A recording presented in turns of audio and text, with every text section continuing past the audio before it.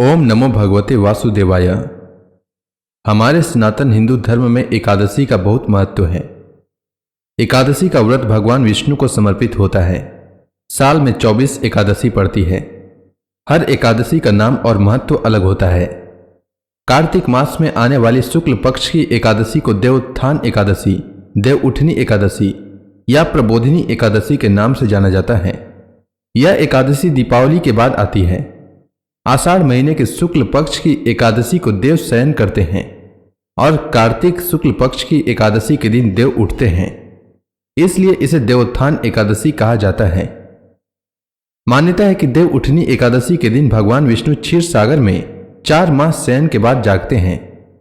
भगवान विष्णु के शयन काल के 4 माह में विवाह आदि मांगलिक कार्य नहीं किए जाते हैं, इसलिए देवोत्थान एकादशी पर भगवान हरि के जागने के बाद शुभ तथा मांगलिक कार्य शुरू होते हैं। इस दिन तुलसी विवाह का आयोजन भी किया जाता है। देवउठनी एकादशी के दिन जो लोग उपवास रखते हैं और सच्चे मन से विष्णु भगवान की पूजा करते हैं, उन्हें जीवन में अच्छी सेहत, सुख, समृद्धि प्राप्त होती है। इस दिन भगवान विष्णु को पीले पुष्प, पीले वस्त्र और हल्दी मिला हुआ जल अर्पित करने से हर मनोकामना पूर्ण होती है। देवउठनी एकादशी की शाम को तुलसी पूजा या तुलसी विवाह करना चाहिए। इससे कन्या दान के बराबर महापुण्य की प्राप्ति होती है तथा मनुष्य को वैकुंठ धाम की प्राप्ति होती है। आइए जानते हैं देव उठनी एकादशी के शुभ मुहूर्त के बारे में। तो एकादशी तिथि का प्रारंभ 3 नवंबर को शाम 7:30 से होगा और एकादशी तिथि की समाप्ति 4 नवंबर को शाम 6:08 तक होगा। देवउठनी एकादशी का व्रत 4 नवंबर को रखा जाएगा और देवउठनी एकादशी के दिन अगर आप तुलसी विवाह करते हैं तो 4 नवंबर को प्रदोष काल में आप तुलसी विवाह कर सकते हैं।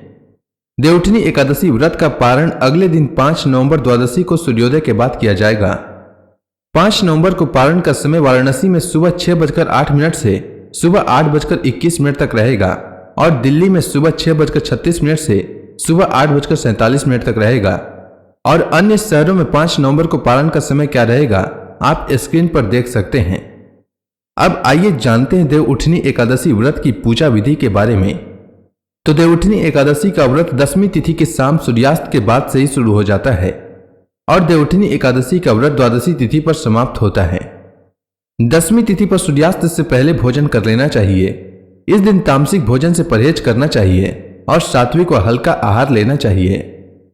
देवउठनी एकादशी के दिन सुबह जल्दी उठकर स्नान करना चाहिए। फिर व्रत का संकल्प लेते हुए कहना चाहिए कि हे जगत के पालनहार भगवान विष्णु, आज मैं एकादशी का व्रत रख रहा हूं। मेरा यह व्रत निर्विघ्न पूरा हो जाए, इसकी शक्ति प्रदान करने की कृपा करें।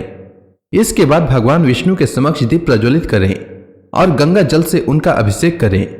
इसके बाद उन्हें तुलसी दल अर्पित करें, उन्हें फल का भोग लगाएं और देव उठनी एकादशी व्रत की कथा का पाठ अथवा श्रवण करें। इसके बाद अंत में आरती करें। शाम को तुलसी माता के समक्ष शुद्ध घी का दीपक जलाएं और अगर तुलसी विवाह करते हैं तो तुलसी विवाह का आयोजन करें। अगले दिन द्वादशी को स्नान करके भगवान विष्णु की पूजा करके ब्राह्मणों या जरूरतमंदों को भोजन कराकर उन्हें दान दक्षिणा दें। इसके बाद शुभ मुहूर्त में व्रत का पारण करें। पारण का भोजन सात्विक रखें।